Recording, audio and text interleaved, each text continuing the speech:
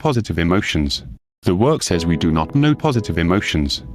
We are taught that the ordinary emotions that we have, such as feeling rather happy, can easily change into their opposites. Whereas positive emotions cannot change into any opposite because they come from higher centers which include the opposites. Just in the same way, higher mental center does not think from yes or no, but from yes and no together, so emotions that come from higher emotional center have no opposites in them. We are also taught that positive emotions come as rewards. We cannot induce them.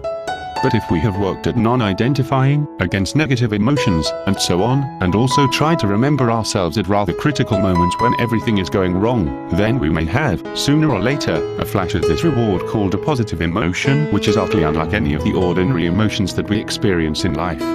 We are told that this work has to do with the preparation of lower centers for the reception of the influences that are coming from higher centers all the time, to which we are not tuned properly so as to receive them. As I have often said, our lower centers are really receptive machines, and they should hear the continual messages or influences that come from higher centers, but there is something wrong with them. They are wrongly connected, they are filled with wrong attitudes, wrong ways of thinking, wrong responses to external stimuli, and so on. And it is especially the emotional center that is all wrong. It is said of the emotional center that it is rather as if you put your radio machine underwater and expected it to transmit a right. For this reason I have sometimes said that we have to squeeze out this wetness from the emotional center by a kind of pressure on ourselves by a to and fro movement, sometimes going in one direction, sometimes in another, until it becomes dry, that is until the water is wrung out of it.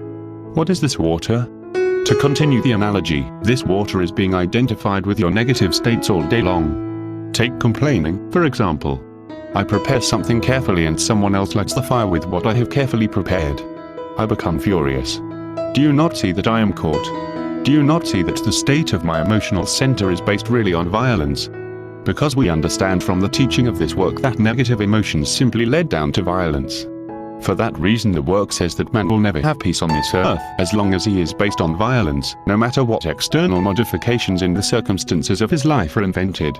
In other words, the work teaches that unless a man changes internally he cannot expect to escape from the prison house of this life.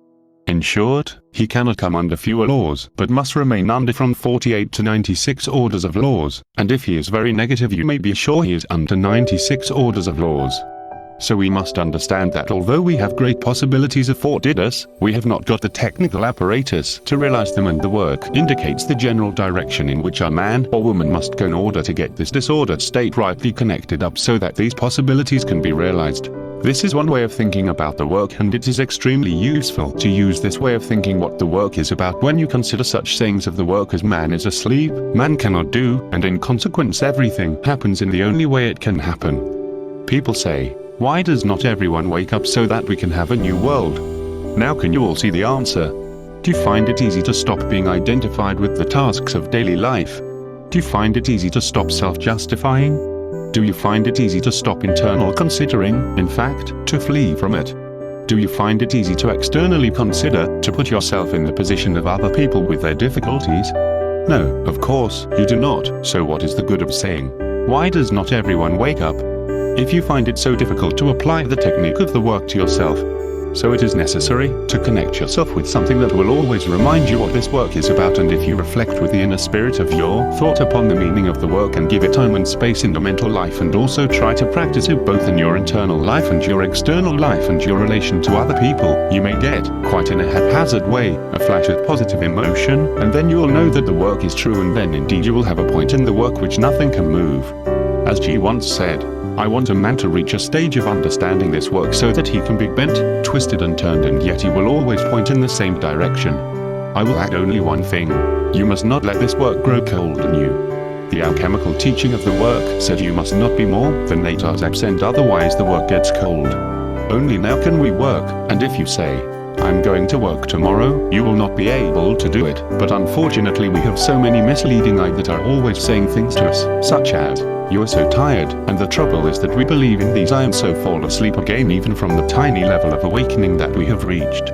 It is necessary to observe I that want to mislead you all the time in this work, because they hate the work, since they know they will eventually die.